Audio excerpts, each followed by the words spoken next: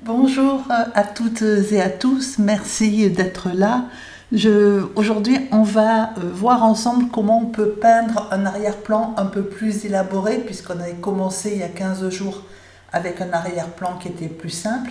Là, c'est un arrière-plan qui est un peu plus élaboré. L'idée, c'est parti d'un hippocampe, hein. J'avais envie de peindre un hippocampe et donc dans son milieu entre guillemets naturel, c'est-à-dire les fonds marins. Mais par contre, je n'avais pas envie de peindre réaliste, même si l'hippocampe dans le dessin est réaliste, les couleurs et les fonds marins, pas du tout.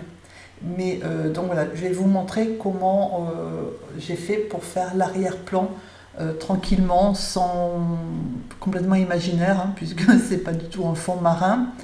Je vous ai mis le matériel. Alors le cours complet, il est sur Patreon pour peindre les hippocampes et il est diffusé sur 2 semaines parce qu'il y a 5 vidéos de à peu près, alors c'est à peu près 4h30, presque 5 heures pour le faire. C'est pas très compliqué, mais par contre c'est relativement long parce qu'il y a beaucoup de détails, parce qu'il y a des couleurs, etc. Alors, je précise que le liquide de masquage, je m'en suis servi pour protéger les bulles, en fait, puisqu'il y a des bulles d'air. C'est juste pour protéger les bulles, de manière à pouvoir avoir un contour de bulles blanc, en fait, hein, plus facilement que s'il faut mettre du blanc sur du bleu. Alors, la première chose que j'ai faite, hein, c'est d'humidifier. Alors, j'ai pas tout humidifié, donc ça, je l'ai fait il y a un petit moment. Il faisait bien moins chaud hein, qu'actuellement. Mais j'ai humidifié vite fait la partie arrière-plan pour que le papier commence à boire l'eau. Mais j'ai travaillé après au fur et à mesure parce que même si je l'ai peint il y a quand même bien un mois, c'était quand même, il commençait quand même à faire, enfin l'air du moins commençait à être un peu plus sec. Voilà, alors j'ai commencé par le bas et donc je vais commencer, alors quelle que soit la couleur, hein, moi là j'ai commencé par du jaune. Je vais peindre en fait la partie, l'arrière-plan qu'on voit derrière la queue de l'hippocampe, enfin je sais pas comment on appelle ça, enfin voilà ce qui ressemble à la queue de l'hippocampe en orangé. Et donc j'ai peint avec un pinceau qui était relativement gros, hein, qui est du 10, parce qu'il y a quand même du volume à peindre. Et utiliser un pinceau plus fin, ou fin plus exactement, ça a un double inconvénient. Le premier, c'est qu'on met trop de temps à peindre, puisque forcément fin dit peu de surface couverte. Et ensuite, on voit les marques de pinceau, parce que vous n'avez pas le temps d'avancer assez vite, donc ça commence à sécher et vous aurez des marques de pinceau. Donc après, si vous n'avez pas un pinceau qui soit assez... parce que moi, il est gros, mais il a une pointe. Donc ça me permet de peindre dans cet endroit qui est assez restreint sans souci. Si ce n'est pas le cas, il faut bien sûr baisser la taille du pinceau. Alors, pendant que je peins, donc je fais le détail là, au niveau de cette zone, je vais vous dire le défi qui se pose. Alors, outre les couleurs, hein, puisque c'est une scène imaginaire, il faut trouver les couleurs et des couleurs qui soient en harmonie. Moi, je voulais des couleurs qui soient gaies et vibrantes. Donc, c'est pour ça que je suis allée dans ces tons-là. Mais au niveau de l'arrière-plan, il faut évidemment qu'il soit assez vif pour qu'il s'accorde à l'hippocampe. L'hippocampe est dans des couleurs gaies et vives. On ne pourrait pas imaginer un arrière-plan qui soit terne et avec des couleurs froide et trop pâle, parce que dans ces cas-là, ça n'irait pas. Donc il faut un arrière-plan qui soit dans les mêmes tonalités. C'est pour ça que j'ai utilisé les mêmes couleurs pour l'arrière-plan que pour l'hippocampe. Voilà, donc ça c'est une première chose. Et la deuxième, il faut arriver à doser donc le rapport pigment-peinture, pardon, pigment-eau, parce que si votre arrière-plan est trop pâle, il ne servira pas à grand-chose, puisque on ne le verra pas, ou très peu, ou très mal. Mais s'il est trop foncé, il va aller concurrencer l'hippocampe. Or, ce qu'on veut, c'est que l'arrière-plan fasse ressortir l'hippocampe, c'est-à-dire le mettre en valeur. Alors donc là, je vais vous montrer comment je passe du bleu à l'orangé hein, ou au jaune.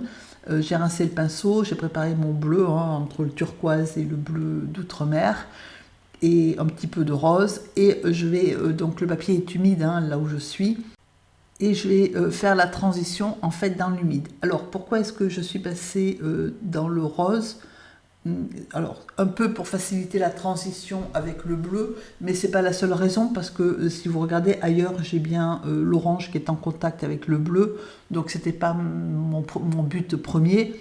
Je suis passée par le rose parce que à cet endroit-là, je voulais faire, je savais que je voulais faire entre guillemets des fleurs, parce que forcément on est sous la mer, mais l'équivalent pour moi de fleurs, qui n'existe pas, mais voilà, c'était, si on avait été sur la partie émergée, j'aurais dit que c'était des fleurs.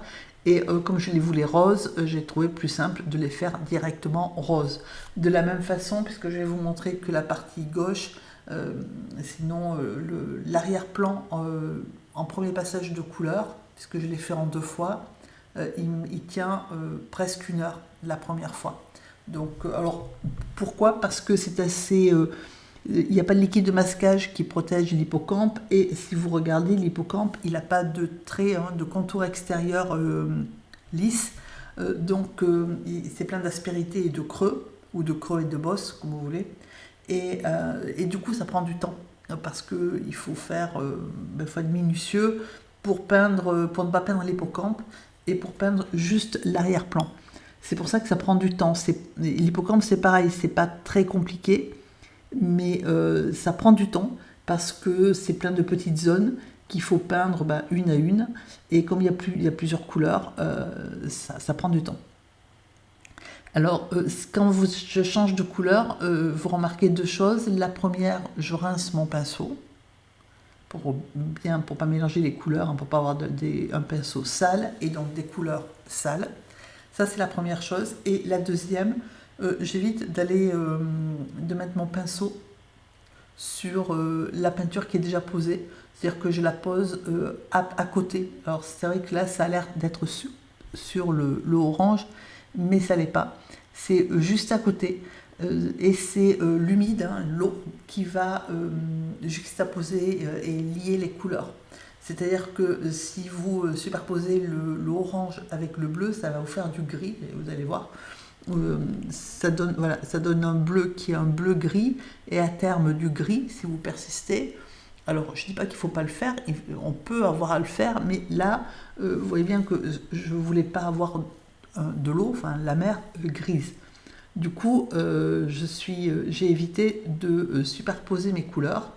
Elles coexistent, elles se juxtaposent, mais elles se superposent rarement. C'est-à-dire que ce qui peut se superposer, c'est les 2 bleus, parce que ça reste du bleu. Ce qui se superpose, c'est le bleu et le rose, ou le rose et le jaune, mais jamais le rose, le jaune et le bleu. Et encore moins...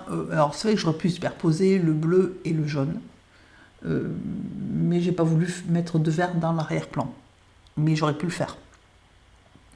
Voilà. Et donc là, après, je reviens dans ce qui est posé avec soit de la peinture très très peu diluée, de manière à donner des nuances de couleur, soit le pinceau carrément juste avec de l'eau, de manière à relier ou à estomper certains traits. Quand je trouve que c'est trop dur, et que la ligne est trop dure, est trop rectiligne.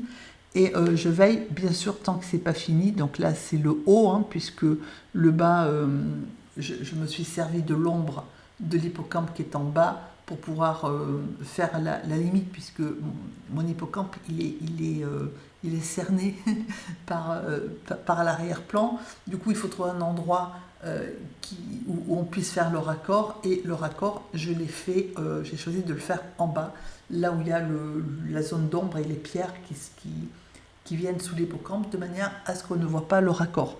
Pourquoi? Parce que le raccord, ça veut dire que la peinture sèche, et que quand vous allez, comme c'est des pigments transparents, quand vous allez repeindre dessus ou à côté, on va voir la ligne de la peinture qui a séché. Et donc moi, on voit peut-être une ligne, ou très peu, mais en tout cas, elle va être prise dans des couleurs qui sont plus foncées, du coup, on verra moins. Donc là voilà, j'ai avancé, hein, j'ai fait en miroir, j'ai attendu que ça sèche. Vous voyez qu'entre temps j'ai commencé à peindre l'hippocampe et j'ai commencé donc à sec, hein, je précise bien, avec donc du rose et un peu de bleu pour faire du violet, à peindre entre guillemets mes fleurs. Donc c'est pour ça que c'est aussi long, c'est-à-dire que le deuxième passage au niveau de l'arrière-plan, c'est une fois qu'il est bien sec, mais vraiment bien sec. Hein. Voilà, il m'a fallu 1 heure pour peindre l'hippocampe à côté, donc ça vous donne à peu près le temps qu'il m'a fallu. Et du coup, pendant que l'hippocampe séchait, j'ai continué mon arrière-plan. Donc j'ai fait entre guillemets mes fleurs avec les tiges donc à droite, ensuite les bulles, et puis ensuite j'ai fait des pierres en bas. Donc j'ai pas tout expliqué parce que encore une fois c'est très long à faire et je voulais pas. Enfin, ça a peu d'intérêt entre guillemets à partir du moment où vous n'avez pas l'hippocampe à côté, mais ce tuto c'est plus sur comment faire un arrière-plan et pas forcément reproduire celui-ci. C'est comment on peut, si vous regardez, une fois que c'est sec, on a bien la juxtaposition hein, des couleurs qui se marie très bien puisque c'est l'humide, c'est l'eau qui a relié le tout. Et donc là, j'ai pris de la teinte neutre et avec du bleu de manière à faire l'ombre de l'hippocampe, ce qui me permet, si vous regardez ici, de faire le raccord avec l'orange que j'avais laissé tout à l'heure et de noyer en fait le raccord dans un élément de l'arrière-plan. Voilà, comme ça on ne le voit pas. Puis après, bon, j'ai fait des pierres. Les pierres, j'ai choisi de les faire bleues de manière à vraiment éviter d'apporter des couleurs autres que celles qui étaient déjà posées. Et ensuite, j'ai fait les bulles. Les bulles, c'était j'avais juste fait le contour de la bulle au liquide de masquage, ce qui fait que l'intérieur de la bulle a été à 80% peint quand j'ai fait l'arrière-plan. Voilà, c'est pour ça que j'ai mis du liquide de masquage. Et après, il faut juste arranger un tout petit peu pour que ça ressemble à des bulles. Mais l'essentiel du travail a été fait à l'arrière-plan. Voilà, donc ça vous donne une idée de comment on peut faire un arrière-plan. Par contre, il faut le réfléchir, hein, il faut le penser avant, parce que vous voyez que ça laisse quand même... l'improvisation, c'est au moment où, avant de commencer, une fois qu'on est parti, qu'on a commencé à peindre, qu'on a positionné les couleurs, il vaut mieux savoir à peu près où on va. Voilà, donc j'espère que ça va vous être utile. N'hésitez pas à poser des questions, hein, j'y répondrai, pas forcément de suite, mais je le ferai. Je vous souhaite une agréable journée et je vous dis à très bientôt.